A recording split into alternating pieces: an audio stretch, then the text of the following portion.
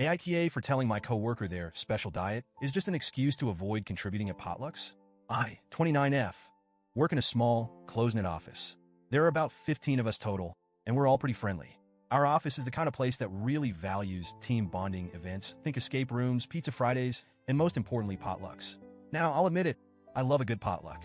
There's something special about seeing what everyone brings, trying new dishes, and sharing food. It's like this unspoken way of showing care.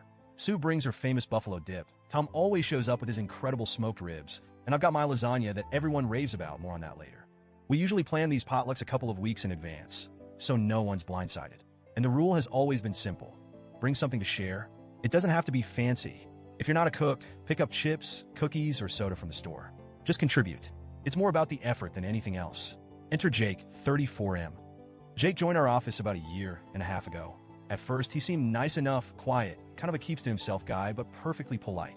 The potluck issue didn't come up right away because our first couple of events happened when he was still new, and people cut him some slack. But as time went on, something became very clear. Jake never brings anything. Ever. Now, before anyone jumps on me, I want to make something crystal clear. I have zero issues with people who have dietary restrictions. Allergies? Totally valid. Vegan? Cool. Gluten-free? Do your thing. I'm not the just eat it, it's fine person. I respect people's choices and needs. But Jake? Jake claims to follow a special diet. That's what he calls it, special. He's never explained what it is. Not once. At every potluck, when people ask what he brought, he gives this vague shrug and says, "Oh, I have a special diet, so I can't really contribute." Sometimes he adds something like, "It's hard to find foods I can eat," but here's the kicker. He eats everyone else's food. And not like, "Oh, I'll just have a little salad or some fruit," kind of eating. No. Jake goes all in.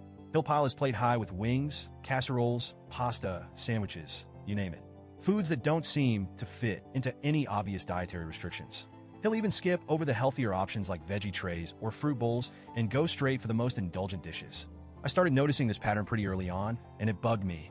I tried to give him the benefit of the doubt at first. Maybe he's shy about his health? Maybe it's an anxiety thing? But it's been a year and a half, and at this point, it feels less like a special diet and more like a special excuse. Last week, we had our quarterly potluck, and I decided to go all out.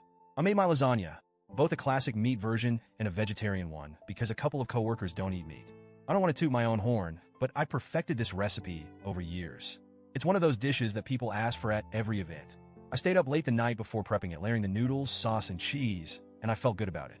I even packed the trays in cute thermal bags to keep them warm. The day of the potluck, the break room was buzzing with energy. Sue brought her buffalo dip, Tom had his ribs, and someone else picked up a giant Costco cake. Everyone was chatting and complimenting each other's dishes as we set up the food table. Then in walks Jake, empty-handed. At this point, I knew it was coming, but I still felt that familiar irritation bubble up. Jake strolled over to the table, looked around, and said his classic line, "Oh wow, everything looks great. I'll see what fits my diet." I watched as he picked up a plate and went straight for my lasagna. Both trays. Now, I'm not exaggerating when I say he took a huge portion. Like the kind of portion that makes you wince because you know someone else isn't going to get a chance to try it. I stood there watching him, and something inside me just snapped. I said, "Jake, if you can eat all this food, your special diet doesn't seem like much of a restriction. It just seems like an excuse not to bring anything." The room went dead silent. You know that feeling when you realize you've just said the thing everyone was secretly thinking? Yeah, that. Jake froze mid-bite. His face turned red, and he mumbled, I didn't have time to cook." I shot back, "That's fine, but you could have picked up something simple. Chips? Soda? It's not about the cooking. It's about contributing." He didn't say anything after that. He just put his plate down, muttered, "I think I'm going to head out," and left the room. The break room was awkward after that. A couple of people whispered, but no one outright said anything for a while. I felt this weird mix of satisfaction and guilt. I said what I said, and I meant it, but I also didn't want to humiliate the guy. Later in the day, a couple of coworkers came up to me. One of them, Megan, said, "I think you were a little harsh. You could have pulled him aside instead of calling him out in front of everyone."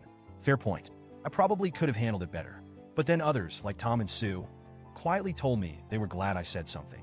Apparently, I wasn't the only one who'd noticed Jake's freeloading.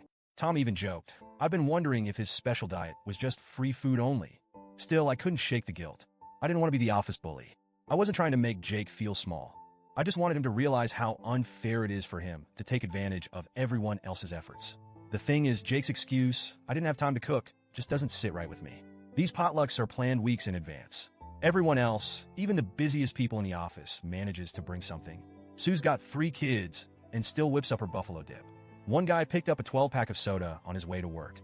It's not that hard, and I wouldn't even care if Jake showed up with something tiny like a bag of pretzels. I really wouldn't. It's not about the value of what you bring, it's about the effort. But Jake, he's been skating by for over a year, taking full advantage of everyone else's generosity. And yeah, maybe I shouldn't have snapped at him publicly, but I honestly feel like he needed to hear it. The office has been a little weird since then. Jake didn't show up for the last couple of days, and I've been wondering if I owe him an apology. On one hand, I think I could have handled the situation more tactfully. I'm not proud of embarrassing him. But on the other hand, I stand by what I said. Potlucks are about sharing, and it's not fair for one person to take without giving. It's basic courtesy. So, Reddit, AITA for calling out Jake in front of everyone? Should I have spoken to him privately instead? Or was I justified in saying something, given how long this has been going on?